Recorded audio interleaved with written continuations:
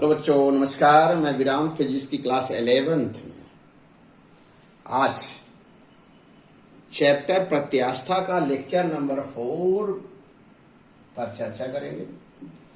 Lecture 4 जो है, जिसकी व्याख्या करने जा रहे हैं, वह प्रतिबल, स्ट्रेस है। एक निवेदन है प्यारे बच्चों, साथियों, कि आप वीडियो को लास्ट तक देखिएगा, जरूर लाभ होगा। कंपटीशन के लिए भी होगा, फंडामेंटल फिजिक्स है प्यारे बच्चों।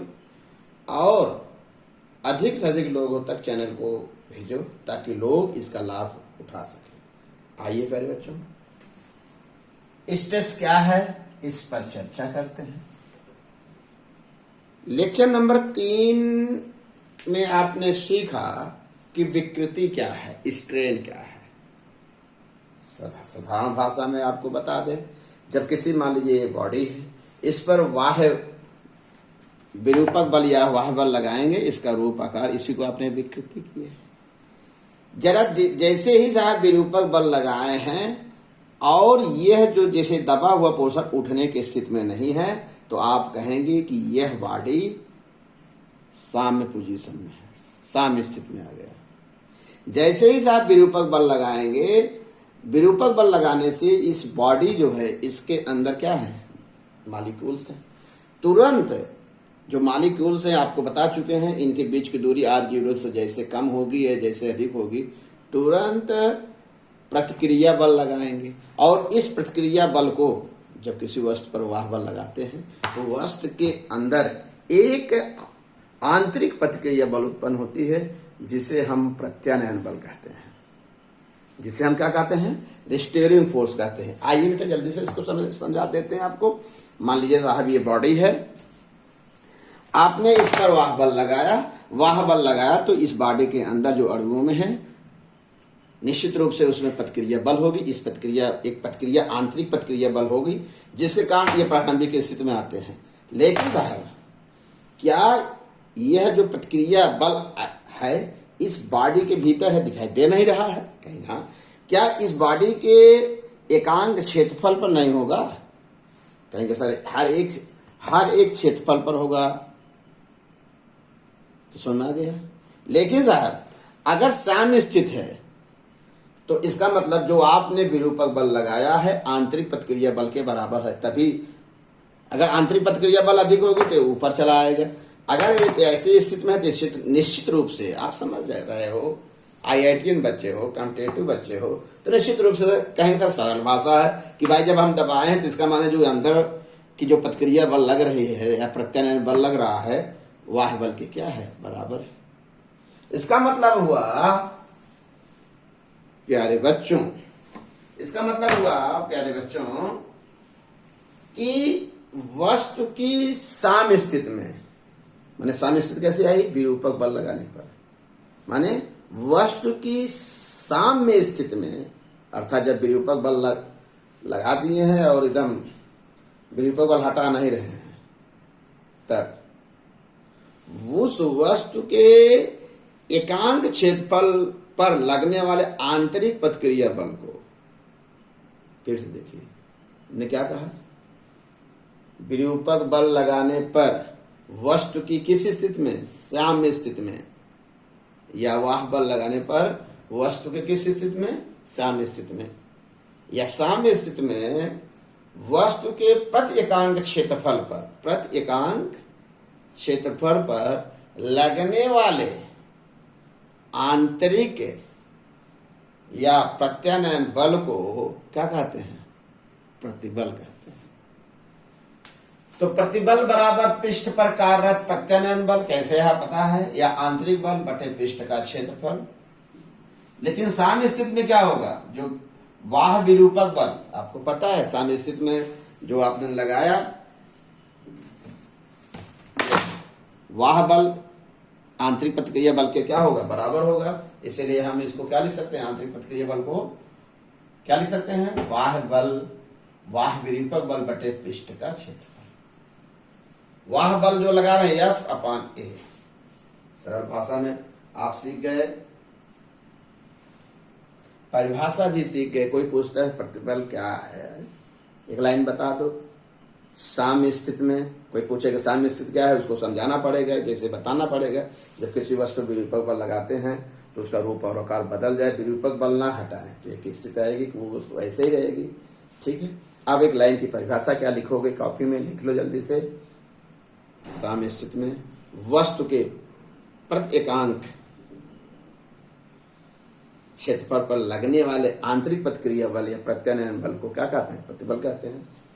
क्लियर कट हो गया, साम्य स्थिति ये क्लियर हो गया। यह अपान है, बहुत सरल भाषा में, आपको मजा आ रहा है तभी तो आप चैनल को सब्सक्राइब कर रहे हैं और नोट्स बनाकर प्रस्तुत कर रहे हैं बेटा। इसलिए यह अपान ए इसका फार्मूला बन गया। मात्रक यूनिट क्या होगी, बल का मात्रक पता है, न्यूटन, एरिया मात्रक मीटर, न्यूटन प्रति मीटर स्क्वायर। बीमी सूत्र होगा बल की बीमा MLT - 2, एरिया की बीमा पता है L2, हल करने के लिए आ गया। ये चौथा पॉइंट देखिए, प्रतिबल ना तो सदिश है, इसमें कोई दिशा नहीं होती। आंतरिक प्रतिक्रिया बल कोई दिशा होगी, कभी कुछ सोचते हो कभी कुछ सोचते हो तो कोई दिशा नहीं होती। और यह ना तो अदिश है, क्योंकि आंतरिक प्रतिक्रिया बल क्या है गणना नहीं हो सकती। इसीलिए यह इसको माना गया प्रतिदिश टेंसर राशि है। आइए प्यारे बच्चों, अब ये टॉपिक क्लियर हो गया। अब प्रतिबल के प्रकार, वस्तु पर लगाए गए विरूपक बल के अनुसार आप एक चीज बता दीजिए, आप अपना दिमाग लगाइए एक सेकंड के लिए। विरूपक बल लगाएंगे तो पहला उसका रूप आकार बदल जाएगा, तब आंतरिक प्रतिक्रिया बल लगेगी ना। कहेंगे हाँ सर, इसका माने पहले विकृति है, विकृति होने के बाद आंतरिक प्रतिक्रिया बल होगी, तब प्रतिबल होगा। लड़के इस बात को समझ नहीं पाते। आप समझ गए होंगे कि साहब किसी वस्तु पर विरूपक बल लगाए, पहले उस वस्तु का रूप आकार, पहले उसमें विकृति उत्पन्न होगी, तब जाकर क्या लगाएगी। जैसे हमने मेरा हाथ ऐड गया तो पहले विकृति हुई, तब जाकर हम दवा कराए ना। इसका मतलब पहले क्या आएगी, जब किसी वस्तु पर विरूपक बल लगाएंगे तो उसका रूप आकार बदलेगा। फिर क्या करेगी, जो ये मेरा हाथ है इसके अंदर के मॉलिक्यूल्स क्या करेंगे, आंतरिक प्रतिक्रिया तब सीधा होगा। इसका मतलब हुआ दोनों एक ही साथ होंगे। जैसे विकृति को तुरंत प्रतिबल होगा, लेकिन क्रम पहले किसका आएगा, पहले विकृति। अच्छा ओह, आप जल्दी से ये बता दीजिए विकृति कितने प्रकार की होगी। आप कहेंगे सर विकृति 3 प्रकार का हमने सीखा है, नोट्स भी बनाया। क्या बनाया आपने, बनाया ना। पहला क्या, अनुदैर्घ्य। दूसरा आपने क्या बताया, याद है, आयतन। तीसरा क्या आपने बता स्पर्शरेखी या अपरूपण। जब बेटा विकृति 3 प्रकार हुई, विकृति के बाद प्रतिबल आ रहा, प्रतिबल भी 3 प्रकार का होगा। पहले तो भाई पहले कोई क्रिया होगी तब जाकर प्रतिक्रिया होगी। आपने क्या किया, विरूपक बल लगाकर मेरे हाथ को ऐंठ दिया, प्रतिक्रिया कब होगी, जब ऐंठे हैं तब ना। तब अगर विकृति 3 प्रकार की हो रही है तो प्रतिबल भी कितने प्रकार का होगा, वो भी 3 प्रकार का आता है। लिखो कैसे, नोट कैसे बनाओगे, एग्जामिनर को प्रभावित कैसे करोगे। वस्तु पर लगाए गए विरूपक बल के अनुसार प्रतिबल 3 प्रकार। पहला क्या होगा, अनुदैर्घ्य प्रतिबल, लॉन्गिट्यूडिनल। दूसरा उसमें भी यही लिखे थे, आयतन या अभिलंब प्रतिबल, नॉर्मल या वॉल्यूम स्ट्रेस। उसका तीसरा क्या था, विकृति का, वो भी था अपरूपक या स्पर्शरेखी प्रतिबल। समझ में आ गया, बहुत सरल भाषा में। अगर आप याद रखिएगा कि आपको अच्छी तरह से एक याद होगा कि अनुदैर्घ्य विकृति 2 प्रकार की थी, तनन विकृति थी, याद करिए। फिर क्या, संपीडक विकृति थी। जो अनुदैर्घ्य अगर प्रतिबल भी 2 प्रकार का होगा, एक होगा तनन प्रतिबल, दूसरा होगा संपीडक प्रतिबल, टेंसाइल स्ट्रेस और कंप्रेसिव स्ट्रेस। अरे भाई, जब किसी वस्तु पर आपने इसकी परिभाषा लिखना चाहे तो किसी वस्तु पर जब वाह्य बल लगाते हैं, विरूपक बल लगाते हैं, उस वस्तु के अनुप्रस्थ काट के एकांक क्षेत्रफल पर लंबाई के अनुदिश लगने वाला आंतरिक, किसके, लंबाई के अनुदिश। जैसे मान लीजिए यह वस्तु है, आपने क्या लगाया, विरूपक बल लगाया, तो इस वस्तु के अनुप्रस्थ काट के क्या बाबू, एकांक क्षेत्रफल लंबाई के अनुदिश, ठीक है। तो उससे क्या कहें, अंतर प्रतिबल कहेंगे। अगर लंबाई घटेगी बढ़ेगी तनन होगा, घटेगी तो। अगर विकृति की परिभाषा स्पष्ट है तो ये परिभाषा समझने में कोई दिक्कत नहीं होती। नंबर 2 की इसकी परिभाषा क्या लिखना चाहिए, छोटे छोटे शब्दों में जानकारी के लिए बेटा, कंसेप्ट के लिए, ताकि न्यूमेरिकल आप कर सको। आयतन अथवा अविलंब प्रतिबल, अरे भाई इसके बारे में बताए हैं आपको। जब किसी वस्तु पर हम बल लगाएं, विरूपक बल लगाएं, वह बल क्या हो, वस्तु के प्रत्येक बिंदु पर वस्तु के अविलंबवत हो और एक समान हो। जो बल लगाइए किसी वस्तु पर, वस्तु के क्या हो, अविलंबवत हो और प्रत्येक बिंदु पर कैसा हो, एक समान हो। आयतन विकृति आपने सीखा, सेम वही चीज है। ऐसी दशा में क्या होगा, इस वस्तु के एकांक क्षेत्रफल पर जो विरूपक बल होगा, यांत्रिक प्रतिक्रिया बल होगी, या प्रत्यनन बल और एरिया का जो रेशियो बनेगा, क्या हो जाएगा, आयतन।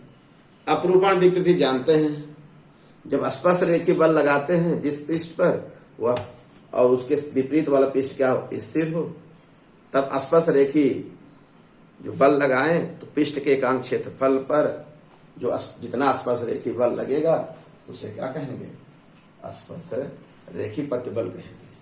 प्यारे बच्चों, मुझे विश्वास है आप बहुत अच्छी समझेंगे। कैसे समझेंगे, क्योंकि विकृति अच्छी तरह से आपने समझा है, तो उसी का ये क्या है, पार्ट है, जिसके आधार पर आप इसका ये परिभाषित कर सकते हैं। लेकिन एक बात सदैव याद रखिएगा, पहले वस्तु पर विरूपक बल लगाएंगे तो पहले विकृति उत्पन्न होगी। विकृति जैसे ही उत्पन्न होगी तुरंत वस्तु के अंदर क्या आएगी, एक आंतरिक प्रतिक्रिया बल आएगी, तब प्रतिबल आएगा। बहुत से लड़कों को बहुत सारा कंफ्यूजन बना रहता है कि पहले प्रतिबल है तब विकृति है, दोनों एक ही साथ है, लेकिन दोनों में एक क्रिया पहले है। कौन सी, कौन पहले विकृति। जैसे न्यूटन का थर्ड क्रिया प्रतिक्रिया, पहले क्या हुई, विकृति, तब तुरंत, दोनों एक ही साथ हो रहे हैं। लेकिन दोनों का अंतर करना चाहें तो माइन्यूट अंतर करेंगे, तो पहले विकृति आई है, तब जाकर आंतरिक प्रतिक्रिया बल उसको बैलेंस किया गया है। तभी अब आपको हमने परिभाषा बता दिया दोनों प्रतिबल की और विकृति की, दोनों कितने प्रकार के हैं ये भी समझ गए। विकृति के आधार पर ही प्रतिबल होगा। ओके प्यारे बच्चों, बढ़िया से नोट्स बना लीजिए, बहुत आनंद आएगा। एक बार मेरे वीडियो को जरूर देखिएगा और लोगों से ये कहिए कि एक बार देख लो भाई। ओके बेटा, धन्यवाद।